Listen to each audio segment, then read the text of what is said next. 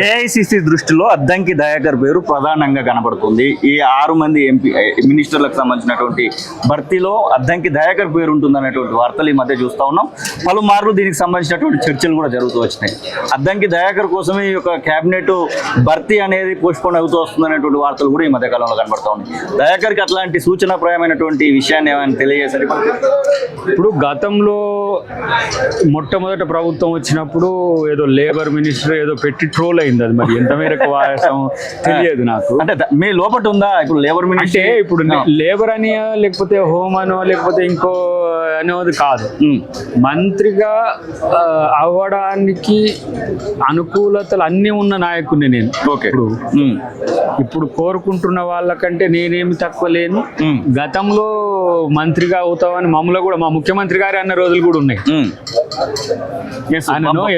బహిరంగ సభలలో ఎమ్మెల్యే అన్నారు, ఎమ్మెల్యే కాకపోతే ఎంపీ కాకపోతే బోసరాజు గారితో చేసినట్టు మంత్రిని చేసి ఎమ్మెల్సీ చేయొచ్చు అన్నారు. ఇప్పుడు ఎమ్మెల్సీ అయినా చేయబట్టి మంత్రి చేసుకునే అవకాశం కూడా లేకపోలేదు. కానీ అది discretion of the CM and AICC. కొంతమంది ప్రాబబుల్ లిస్ట్ లో ఉంది నీదని కొంతమంది అంటారు. నేను ఎవరిని సంప్రదించలే. బట్ అర్హత లేనివని అయితే కాదు కదా.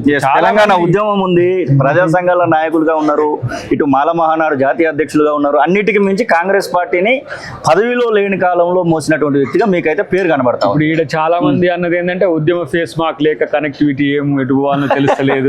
కాంగ్రెస్ లో ఉన్న వాళ్ళలో ఉద్యమ అంటే తెలంగాణ మూవ్మెంట్ లీడర్స్ లేకుండా పోయిందని ఇప్పుడు ఈడ మనోళ్ళు అంటారు. అందరూ వీళ్ళు మల్లెపల్లి లక్ష్మీ గారైనా, కోదండరామ్ గారైనా, విశ్వేశ్వరరావు గారైనా, మన గోవర్ధన్ గారు ఉన్నారు ఈడ. అవును, గారు ఉన్నారు. నేను వచ్చే వరకు మన మహేష్ అన్న పోయిండు. ఇంకెవరు ఉన్నారు? జూలకంటి రంగారెడ్డి గారు ఉన్నారు. ఎవరితో కనెక్ట్ కావాలని మాకు ఇట్లా వస్తున్నది. కానీ నేను ఇప్పుడు ఇట్లా అడిగితే కొంతమంది అట్లా ఏదో దయాకర్ కప్పుడే మంత్రి పదవి మీద ఆశ ఉండొచ్చు అని అన్నారు. కానీ మరి పార్టీని రేపు డిఫెండ్ చేయాలంటే బలహీనమైన గొంతుకులతో బలమైన ప్రత్యర్థులు నెట్టెన్నుకోవాలి. రేపు ఇక్కడ బీజేపీ కూడా మాకు ఒక్కసారి ఛాన్స్ అని వస్తున్నది. అవును, రేపు బీజేపీని వ్యతిరేకించే ఆ స్థాయి నాయకత్వం ఇక్కడ ఉంది. మా ముఖ్యమంత్రి గారి మీద సీరియస్ అటాక్స్ చేస్తున్నారు బీఆర్ఎస్ బీజేపీ. ఇప్పుడు ఏఐలతో వచ్చిర్రు రేఖంగా. సో రేపు ఇంకేమి ఉపద్రవాలు ఏదైనా జరగవచ్చు. ఇప్పుడు మేము ముఖ్యమంత్రి గారిని చాలా శ్రమ కోర్చి ఆయనను నిలబెట్టుకోగలిగినాం. అవును, ఇలా ఇంత వ్యతిరేకతలో ఆయన ముఖ్యమంత్రి కాగలిగిండు. ఇంత బీజేపీని తట్టుకొని బీఆర్ఎస్ని తట్టుకొని ఆయన ముఖ్యమంత్రి కాగలిగిండు. అది నిలబడాలంటే కూడా ఆ స్థాయి అఫెన్స్ కూడా తనకు ఉండాల్సిన సందర్భం ఉంది. ఆ రోజు తను ఒక్కడే కొట్లాడుతున్నప్పుడు మేమంతా కూడా తనకు బాసటగా ఉండగలిగినాం. ఈ రోజు తన ముఖ్యమంత్రిగా ఉన్నప్పుడు కూడా మాలాంటి ఒక 4-5 గొంతులు ఉంటే బాగుంటుంది తనకు తోడుగా అని ఒక చర్చ మీడియా మిత్రులు కూడా తెస్తున్నారు. అది వారి అభీష్టం మేరకు ఉంటుంది. ఇప్పుడు ఏది మంత్రివర్గం కూర్పు అనేది ప్రత్యేకించి ప్రాంతీయ పార్టీలను అయితే ముఖ్యమంత్రిని బేస్ చేసుకొని ఉంటాయి. మా పార్టీలో ఏఐసిసి కన్సర్న్ తో ఉంటుంది. ముఖ్యమంత్రి అభిష్టం మేరకే ఉంటుంది. కాబట్టి ప్రాబబుల్ లిస్ట్ లో ఉన్నది, రావచ్చు, వస్తుంది అని అంటే వస్తే మంచిది, రాదంటే వస్తే వద్దంటే అని మనమే వరం. వస్తే చేయలేని కూడా ఇప్పుడు చేసినటువంటి ముఖ్యంగా తుంగతుర్తి ఎమ్మెల్యే అయినట్టు అయ్యేది ఉంటే ఇప్పుడు ఇంకొక ప్రాంతం ఉండేది. అంటే మీకు ఒక ప్లేస్ మారిపోయేది ఉండేది. కానీ మీరు అప్పుడే సాక్రిఫైస్ చేసి ఉన్నారు కాబట్టి ఈ ఆలోచన చేస్తున్నారేమో అనుకోవచ్చాము కదా. ఈ ఆలోచన చేస్తే కూడా తప్పు లేదు. ఇప్పుడు నేను ఏమంటున్నా అంటే పార్టీని రేపు సెకండ్ జనరేషన్ లీడర్స్ కూడా ఉండాలి ఖచ్చితంగా. అంతా ఇప్పుడు సీనియర్స్ అయినరు, వాళ్ళకి అవకాశం వచ్చింది.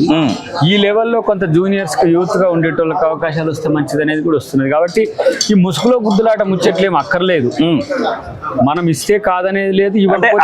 అవైనా బోవు పెట్టదు అనేటువంటి సామెత కూడా ఉంది. మీరు ఏఐసిసి పెద్దల దగ్గర మీకు సంబంధించినటువంటి ప్రొఫార్మాని మీ ప్రొఫైల్ ని అక్కడ ఆల్రెడీ వాళ్ళ దగ్గర ఉంటుంది. కానీ ఒక మాట చెప్పడానికి కూడా ప్రయత్నాలు చేయొచ్చేమో కదా. చూద్దాం, ప్రయత్నం చేస్తా. నేను పెద్దల దృష్టి కూడా తీసుకుపోయే ప్రయత్నం చేద్దాం. ఎందుకు ఇప్పుడు చాలా మంది ఇప్పుడు ఎమ్మెల్సీ అయిపోయిన తర్వాత అంతా ఇదే ఇక మళ్ళా మంత్రి అని అంటున్నారు. సరే, ఇక నేనైతే నా ఉద్దేశం ఒకటే చెప్తుంది. కుల్లం దీంట్లో అదేం గతంలో ఉన్న చర్చ, ఇప్పుడు జరుగుతున్న చర్చ, ఇవన్నీ కూడా ఒకసారి నాకు అవకాశం వస్తే కూడా మంచిదేనేమో ఆలోచించండి అని పెద్దల్ని కలవడంలో కూడా తప్పేం లేదు. అవును. సో ఇప్పుడు వేరు పార్టీల నుంచి వచ్చిన వాళ్ళంతా కూడా మంత్రులు కావాలని ఆలోచన చేసినప్పుడు కాంగ్రెస్ విచారధార గట్టిగా తీసుకుపోవాల్సింది ఎవరు?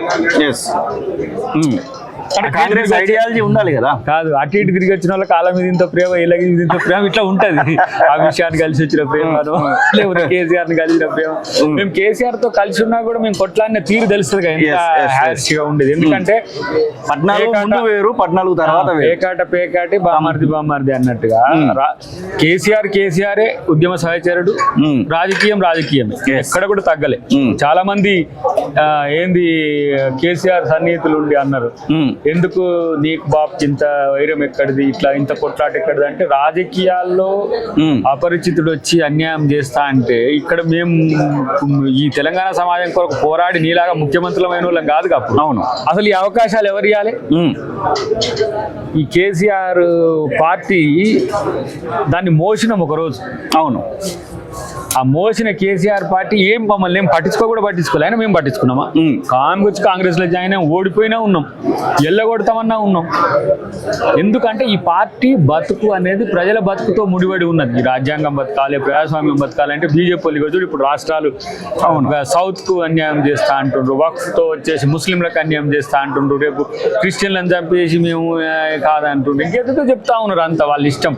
ఇంకోటి ఏంది, ఈ మధ్య కొత్త కాలంలో కొత్తది వచ్చింది ఏంటంటే, వన్ నేషన్ వన్ ఎలక్షన్ వచ్చిన తర్వాత వన్ పార్టీని, ఇది మా ఎజెండా అనే కాడికి పోయింది. కాబట్టి మేముగా ప్రజాస్వామ్యం బతుకుండాలన్నా, హ్యుమానిటీ బతుకుండాలన్నా, కాన్స్టిట్యూషన్ బతుకుండాలన్నా కాంగ్రెస్ బతుకుండాలి. అందుకనే దయాకర్ లాంటి వాళ్ళు, మా బెల్లయ్య నాయక్ లాంటి వాళ్ళు దీంట్లో ఉంటుండ్రు.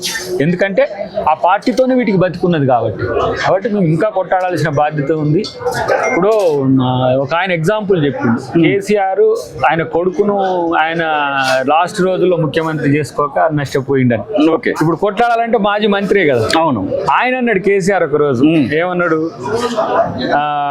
రాహుల్ గాంధీ గారిని లాస్ట్ 2 years లో ప్రధానమంత్రిని చేస్తుంటే సీనియర్ ప్రధానమంత్రి అవు, ఎక్స్ ప్రైమ్ మినిస్టర్ గా సంబోధించాల్సి వచ్చు మోడీ.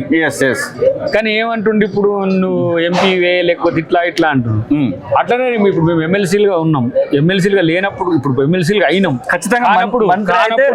కానప్పుడు ఎమ్మెల్యేలు ఎంపీల కంటే కూడా మంత్రుల కంటే కూడా గట్టిగానే కొట్లాం. ఇప్పుడు ఎమ్మెల్సీలైనా కొట్లాడతాం, రేపు మంత్రిని చేసినా కొట్లాడతాం, మంత్రి చేయకపోయినా కొట్లాడతాం. కానీ చేయాలన్నా వద్దా నువ్వు అడిగితే చేస్తే నష్టం ఏందని నేను అంటా.